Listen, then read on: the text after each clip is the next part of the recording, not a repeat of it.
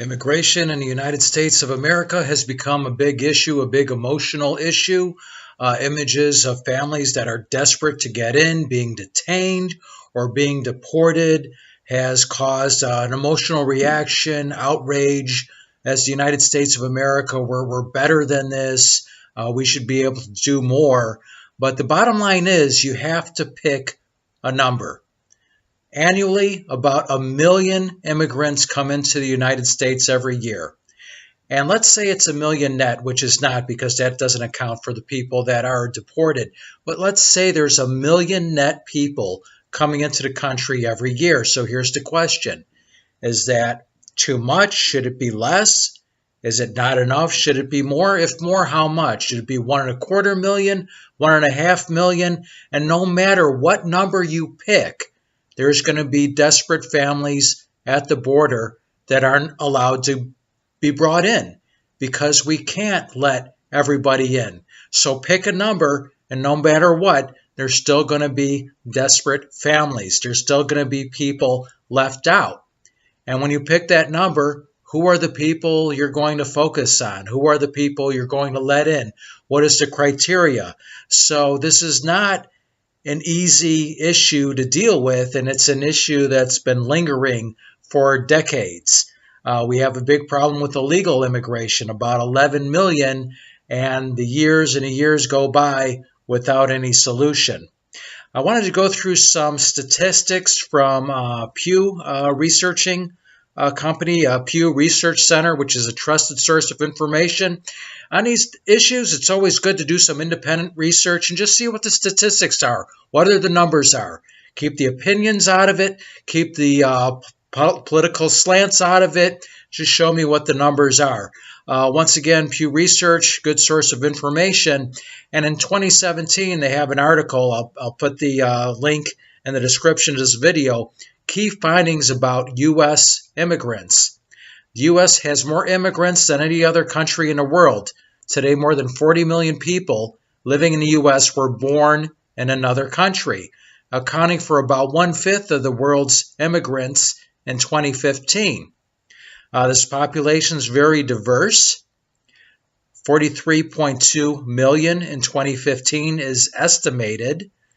And as far as percentage of the population, that makes up 13.4%, which is close to a historic high. In 1970, it was about 4.7%, and 1890, about 14.8%. So we're reaching that high. And this immigration is expected to continue to grow. The legal status of this 43 million, 19.8 million naturalized citizens, about 12 million lawful permanent residents, once again 11 million illegal, and 2 million temporary lawful residents. Who is arriving today? Actually, we were seeing a shift from Hispanic to Asian as far as that majority coming in.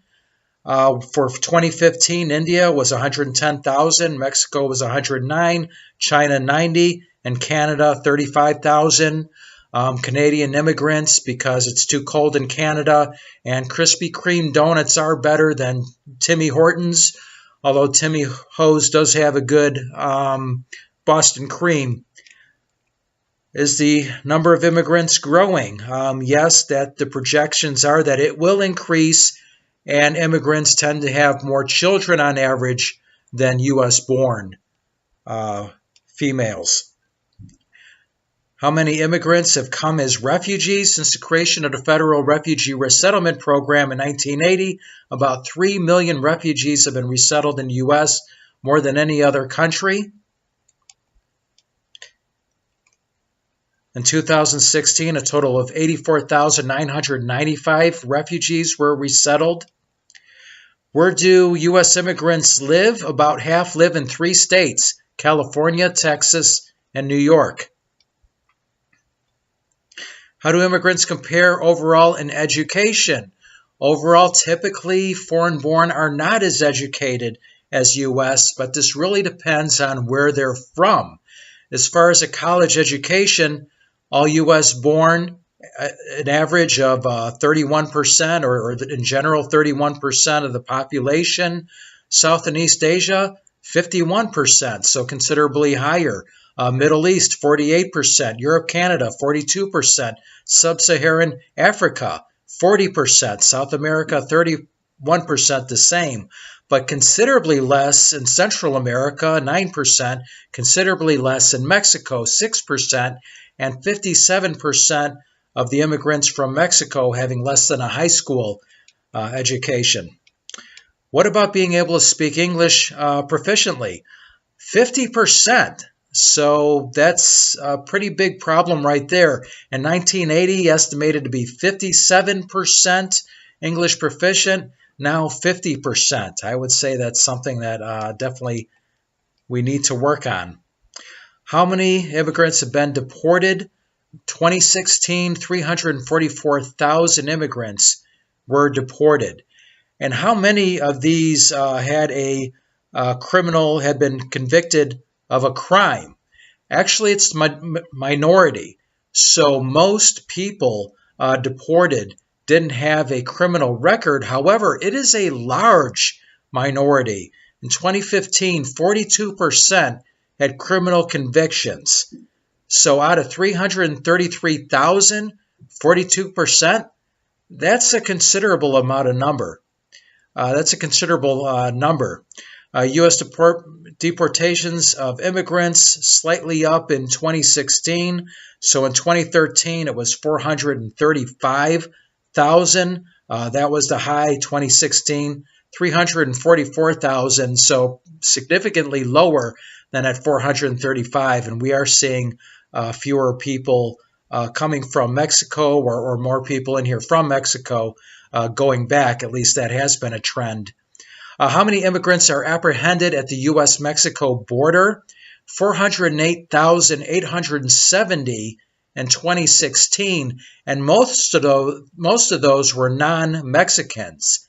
Lots coming from South America, along with Mexico and along with other countries as well.